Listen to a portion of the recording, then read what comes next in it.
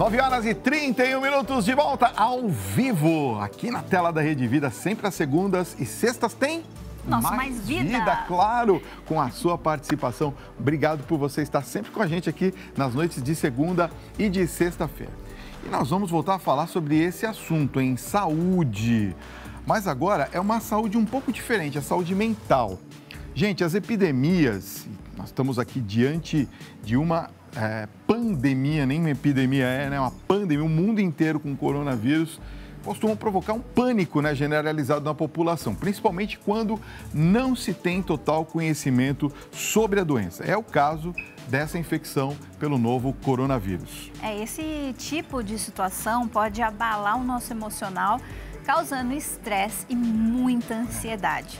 Por isso, a Organização Mundial de Saúde publicou orientações para preservar o bem-estar durante a pandemia. Os recados vão desde as atitudes que devemos ter com os outros até a maneira de explicar a situação para as crianças. Bom, e para a gente conversar um pouco sobre esse assunto, quem sabe você conversar aí com a sua família a respeito disso, já está aqui conosco a nossa convidada dessa noite, a psicóloga doutora Verusca Gendov. Doutora, seja bem-vinda. É sempre um prazer estar aqui com vocês. Agora é tudo assim, né? Isso, tudo assim. Tchau, oi. Pois é, a gente estava até brincando aqui nos bastidores, né? Poxa, é tão chato a gente receber a pessoa e de repente não dar um abraço, principalmente as pessoas que a gente conhece, né? Mas a gente tem que seguir as orientações, a gente sabe que é difícil, pra gente também é difícil, mas a gente tem que dar o exemplo para vocês também. Então, por isso que hoje foi tudo assim, né? Até tudo se estabilizar. Sim. Com isso tudo, com essas informações todas que estão nos dando, né, notícias alarmantes, surtos que estão acontecendo em vários lugares novos, as pessoas ficam muito assustadas e estressadas, né, diante de todas essas notícias. Qual é o primeiro passo, Verusca, para a gente poder manter a nossa cabeça no lugar e não surtar nessa hora? Olha, é muito importante a gente falar desse tema, eu quero até parabenizar vocês, porque o fator emocional, ele precisa estar à frente disso tudo. Quando nós falamos de movimentações muito grandes, chocantes, pandemias, nós precisamos nos estruturar emocionalmente. E para isso, a primeira coisa que a gente tem que fazer é parar e buscar informações. E eu vejo hoje, com o momento que a gente vive de fake news, de desespero, isso tem atrapalhado demais. Porque as pessoas, elas ficam ansiosas, elas ficam angustiadas e com todo esse processo, a primeira coisa que acontece no nosso corpo quando a gente está emocionalmente abalado é uma queda de imunidade. O que faz com que a pessoa fique exatamente na marca do risco. É um risco você ter um processo de imunidade baixa, não só para processos virais, para qualquer coisa. Então, calma é a principal movimentação que a gente tem que ter. Vamos buscar informações, vamos conversar com quem lida com isso. Não vamos pegando as coisas na internet de forma aleatória, porque quanto mais a gente conseguir compor, a mente ela acalma. E aí sim, você consegue se planejar, você consegue saber o que fazer. Eu vi pessoas em pleno desespero esses dias. Pessoas que se trancaram em casa, fizeram compras de alimento e se trancaram em casa. Eu digo, calma, essa ansiedade, ela vai trazer para você um prejuízo emocional tão grande que ficar trancado em casa não vai te ajudar. Então é importante que você entenda com calma disso tudo para a gente poder se proteger. A mente da gente, ela funciona se a gente conseguir estar bem estruturado, mas ela também nos prejudica demais se a gente não estiver. Vamos falar sobre um tema bastante polêmico, o preconceito. Sim. Vou falar uma situação que eu vi, tá? Sim. Aqui próximo da Rede Vida tem uma lojinha que tem chineses. E eu estava passando por ali, eu precisava comprar um produto, parei na loja. Aí, quando eu estava conversando com a mulher que é chinesa, quando eu saí da loja, as pessoas se afastaram. Não tinha ninguém na loja, nenhuma pessoa dentro da loja.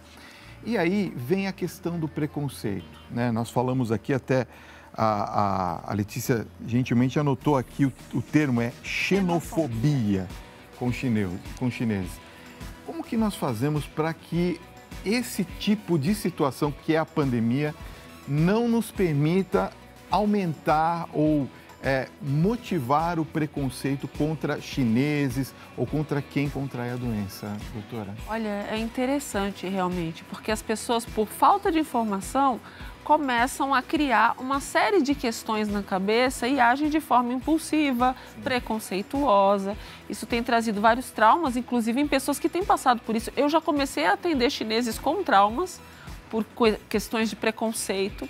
E é interessante porque nós não podemos julgar uma pessoa, nós não podemos jogar em cima dela a responsabilidade de uma pandemia. Então, é interessante a gente parar, avaliar e pensar como eu posso me proteger sem afetar ninguém. Eu não preciso afetar ninguém, eu preciso me proteger. O que é que está acontecendo? Tem informações? Como eu me protejo? Como é que eu posso administrar o dia a dia sem tratar mal o outro? Como eu posso ser cortês? Como eu posso ser gentil? Eu não preciso sair julgando, porque não é isso que vai me proteger num processo como esse. Às vezes as pessoas acham que é uma cultura que trouxe um problema para o país. E, na verdade, é um processo muito amplo. Não foi uma pessoa que trouxe um problema para o país, não é isso. Então, se eu ficar focado nisso, eu deixo de fazer o básico. Eu costumo dizer para as pessoas que a limpeza ela é a base de tudo para o ser humano. Não adianta você querer culpar o outro, questionar uma cultura, sendo que, na verdade, você não lava muitas vezes as mãos, não faz toda a asepsia que é necessária fazer para qualquer tipo de coisa. Não é só para uma pandemia. Então, eu acho que tem coisas que nós precisamos fazer desde cedo. Muita gente hoje não vai se contaminar porque já vem num ciclo de processos desde o momento de criança ali na educação infantil, que já tem um ritmo de vida que não vai se permitir esse tipo de contaminação, porque é uma contaminação básica por falta muitas vezes de uma higiene adequada. Então, eu acho que a gente tem que olhar um pouquinho para cada um de nós e fazer a nossa parte.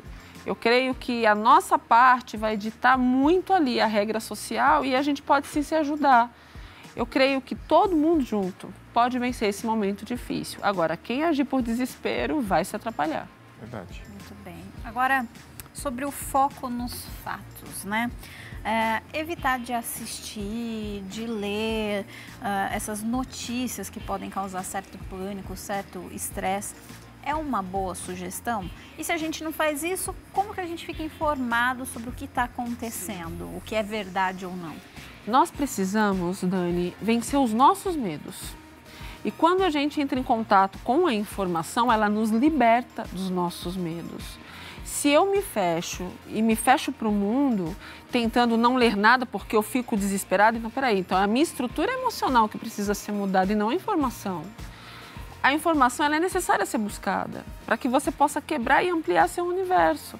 Quanto mais a gente lê, quanto mais a gente busca informações sérias, de fontes seguras, mais informação vai nos pautar para o nosso comportamento dali para frente. Isso é para qualquer coisa na vida. Então, eu sou muito favorável à verdade e vejo o que está acontecendo, vejo a verdade e como pode ser feito.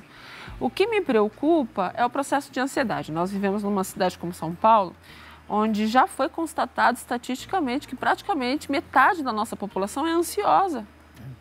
E por impulsividade, nas pessoas que são ansiosas, elas são impulsivas. Elas vão agindo de forma desmedida. Outro dia desses eu recebi uma ligação de uma pessoa me perguntando o que eu achava, se eu achava que isso era alguma coisa grave o suficiente para ela fazer uma compra que ela estava pensando em comprar alguns quilos de arroz e feijão para estocar. Nossa! Para você ver o grau de ansiedade das pessoas. E eu disse, calma, não é para tanto. O coronavírus nada mais é do que uma gripe muito séria, mas que com cuidados e higiene a gente não precisa ter acesso a isso. Falando um pouquinho sobre o aspecto positivo, pegando até esse gancho no que você está falando, eu até queria mandar um beijo para o Di Ferreiro, cantor Di Ferreiro, que teve a coragem de colocar no seu Instagram, ele cancelou o show deste próximo sábado e colocou lá, tô com coronavírus, fui diagnosticado, eu estou me sentindo assim, eu estou me isolando assim, está acontecendo assim. Até ele deu um dado que eu não sabia, que os cachorros não pegam coronavírus, que ele está acompanhado do cachorrinho dele. Um beijo para ele, obrigado por esse vídeo. Compartilhar esse tipo de informação positiva, dizendo, olha, calma, não é bem por aí, a gente aos pouquinhos vai se ajudando, vai se ajustando. é bom psicologicamente? Sim, principalmente quando a pessoa ela tem a mídia a seu lado, ela utiliza esse meio para acalmar a população. Dizer, olha, calma, eu posso estar com uma situação agora, mas olha, estou bem, eu estou caminhando, eu vou lutar, eu vou vencer isso. É uma forma de orientar também as pessoas, de mostrar que as pessoas precisam ter calma. Agora, eu vejo que o grande problema é o desespero humano, é a ansiedade humana. E isso realmente tem feito as pessoas se atrapalharem e é para tudo na vida. Pode perceber que as pessoas, quando elas têm uma certa calma, elas conseguem gerenciar as emoções, gerenciar os sentimentos, ela vai mais longe, ela vence mais, ela conquista mais, ela consegue vencer muito mais do que aquela que fica batendo cabeça desesperada com tudo, acompanha muitas vezes as notícias com tom de desespero e isso não leva ninguém a lugar nenhum. Então é muito importante quando você assumir, olha, está acontecendo isso, isso é a realidade e vamos lutar contra isso. Até para as crianças, eu vejo que hoje tem crianças em desespero.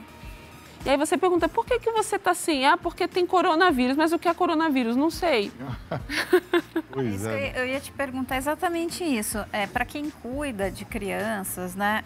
Como faz para ajudar essas crianças exatamente a se expressar o sentimento de que está com medo, de que está triste, porque a gente está vivendo um momento muito conturbado e de repente não está dando a atenção necessária a eles também. Sim, eu acredito que em todos os momentos da nossa vida, nós precisamos sempre aprender a fazer de um limão uma limonada. Não há momento melhor e mais especial do que a gente aproveitar esse momento para sentar com os pequenos, isso para você que é professor, para você que é pai e mãe, vocês que são avós, quem cuida, quem acompanha, cuidador de crianças, enfim, não há momento melhor do que sentar com as crianças, explicar sobre higiene, explicar o que é. Criança assimila muito rápido. E aí você tem a oportunidade de fazer isso com música, de fazer com bonecos, com fantoches, de forma lúdica. E as crianças, elas vão crescer com esse conceito de cuidado, de limpeza, de proteção e vai ajudar em todas as outras questões na vida dessa criança quando ela crescer. Então, por que não aproveitar desse momento e sentar com essa criança? Tem um fator que eu achei bem curioso, existiu 2 dias atrás praticamente uma questão se fecharia as escolas ou não, se encerraria as aulas ou não, o que faria por medo dessas questões.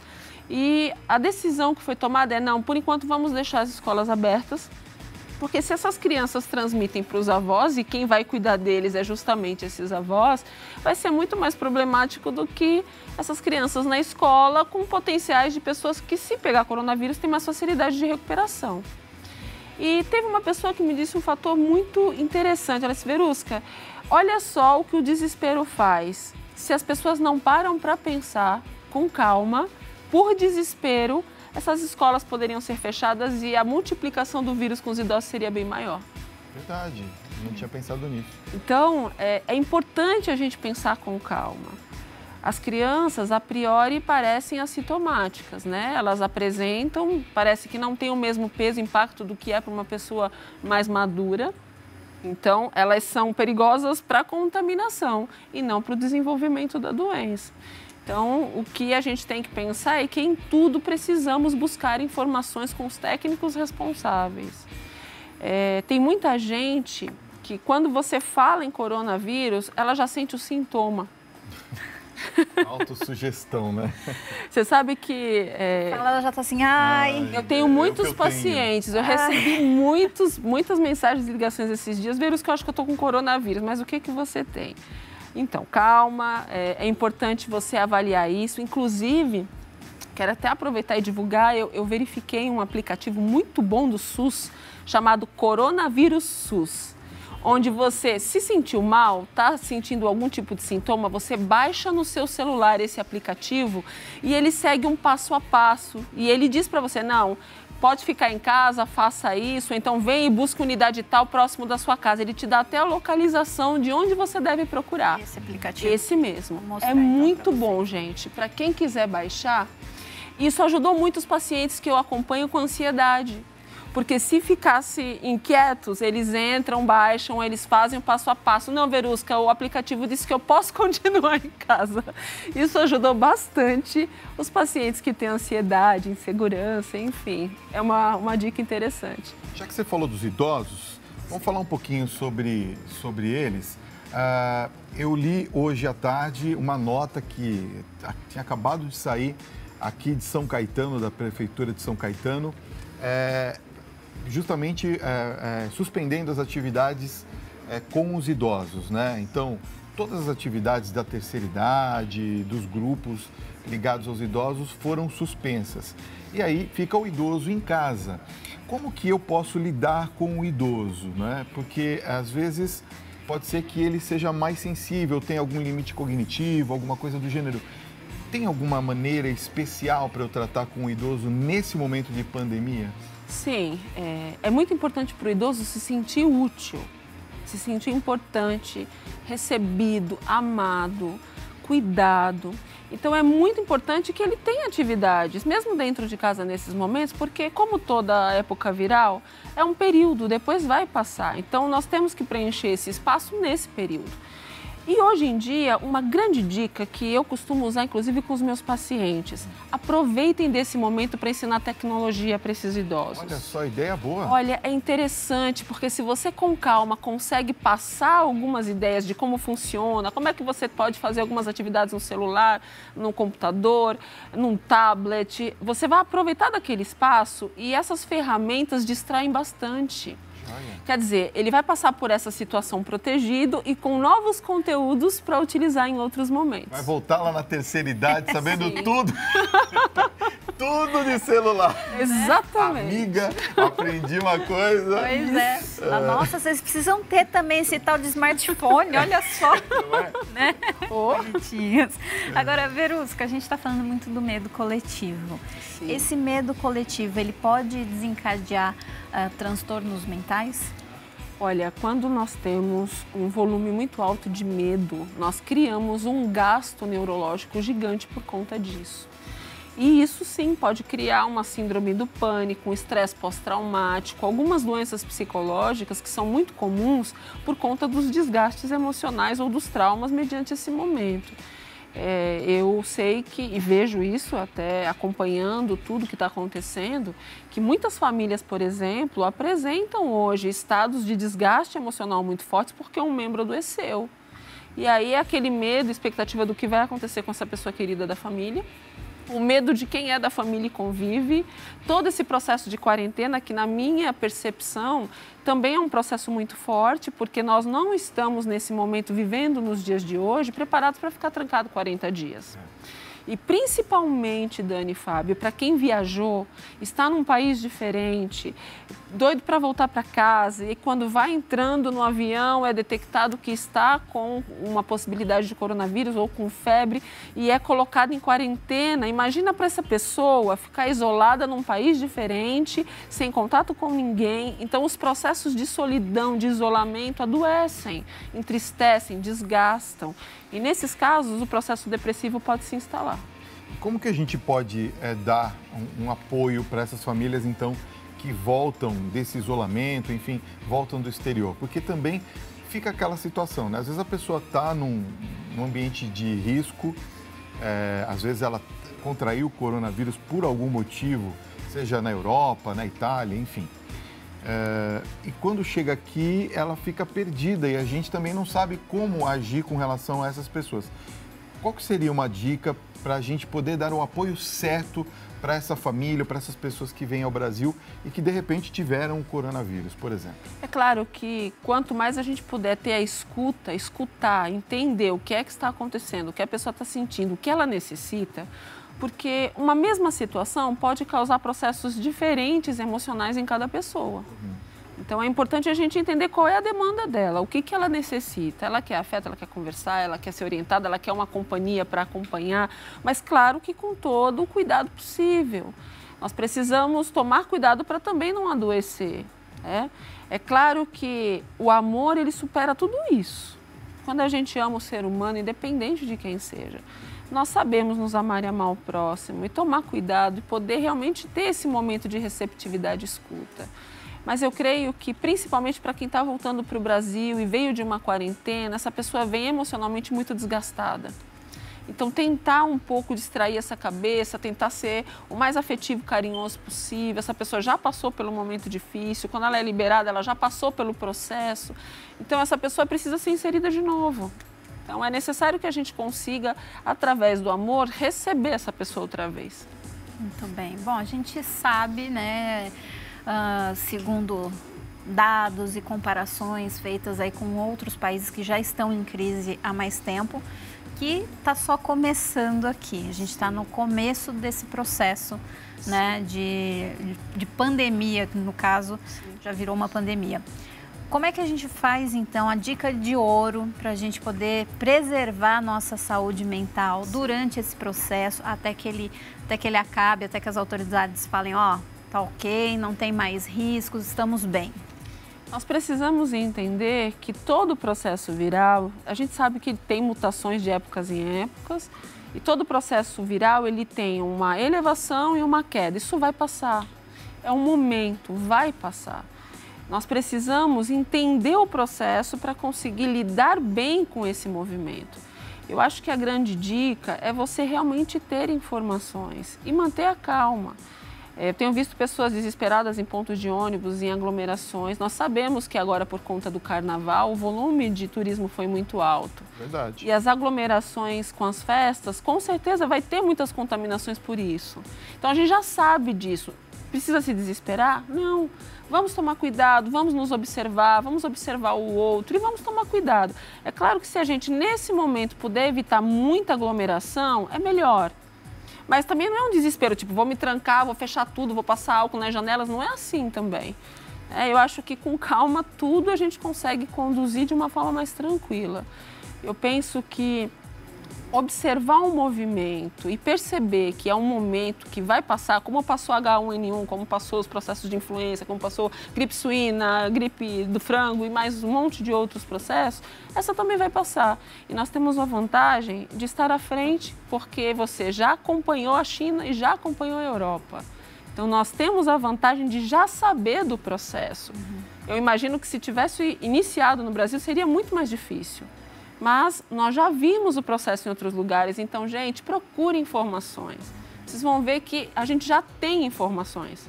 Então, isso é protetivo para a gente e nós economizamos a nossa mente com um desespero desnecessário. Muito bem. Lembrando que nessa época existem muitas pessoas que se aproveitam para ganhar cliques, para ganhar audiência e acabam divulgando informações que não existem. Então, como a doutora Verusca disse aqui muitíssimo bem diversas vezes, procure sempre pessoas que entendam do assunto, responsáveis. Vejam informações que vêm realmente de um médico falando, não alguém, o médico tal citou tal coisa. Não, procure informações verdadeiras de sites, né, que estão aí para trazer informação de verdade. Muitos sites estão aí para ganhar cliques e acabam compartilhando informações no Facebook, as pessoas transformam aquilo, né, viralizam aquela informação que de repente não existe. Então, muito cuidado com isso. Eu até insisto na dica, baixem o aplicativo do Coronavírus SUS, porque são informações oficiais.